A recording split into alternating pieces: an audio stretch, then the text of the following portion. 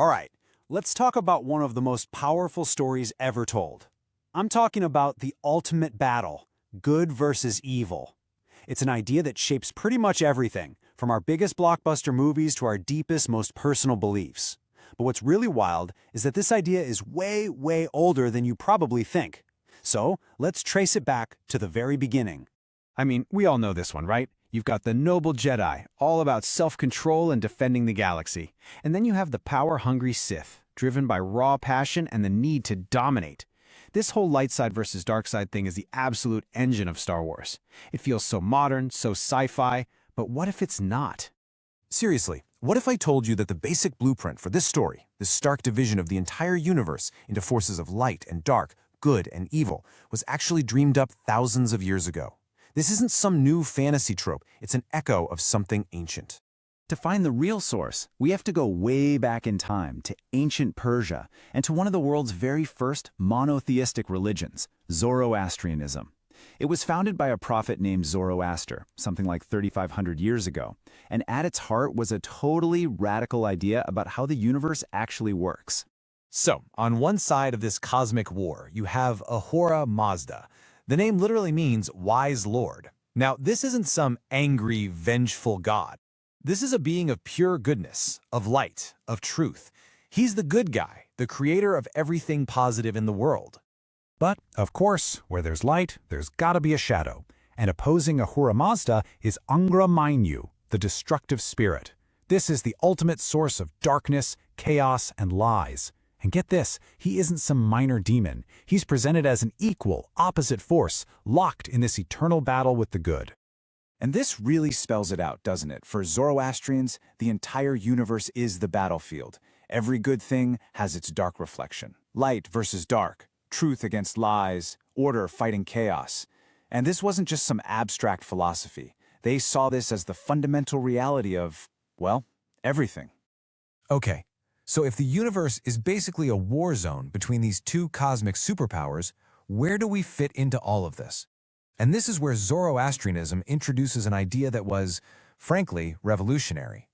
See, we're not just spectators here. We are soldiers in this war. And this is the core of the whole thing. It's so simple and so powerful. Humata, hupta, havarshta. Good thoughts, good words, good deeds. This isn't just a nice saying. It's a call to arms. It's how you, as a human being, pick a side and fight for Ahura Mazda against the forces of chaos. And it all boils down to the power of free will. We are standing in the middle of this cosmic struggle, and we have to choose. Now, this was a massive deal back then. Most religions had gods who were unpredictable, and humanity was just a pawn in their games.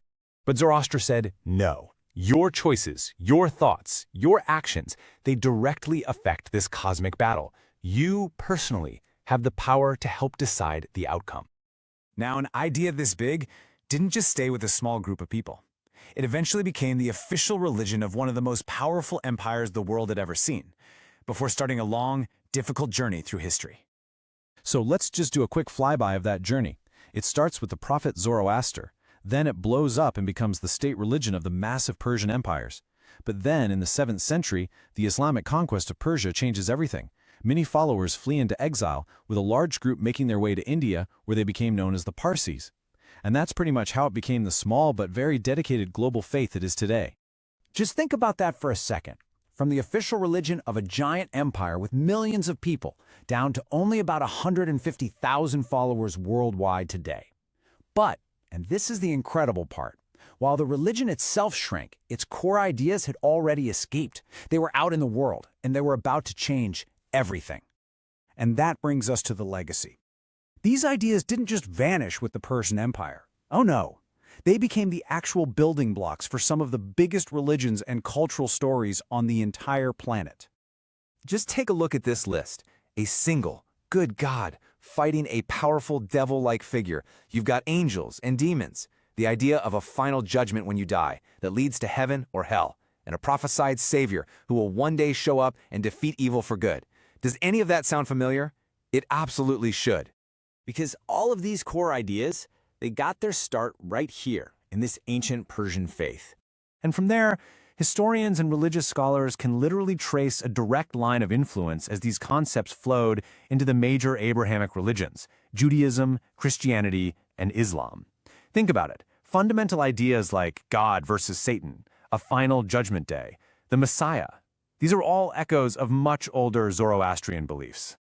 And the influence didn't stop there. It seeped through those religions right into the DNA of Western culture, shaping our philosophy, our art, and yep, our modern myths, our movies. From The Lord of the Rings to The Matrix, and all the way back to our starting point, Star Wars.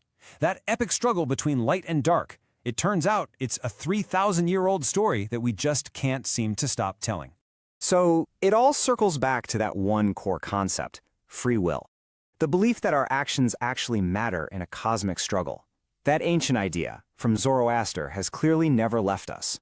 Which, it kind of leaves us with one final question to chew on.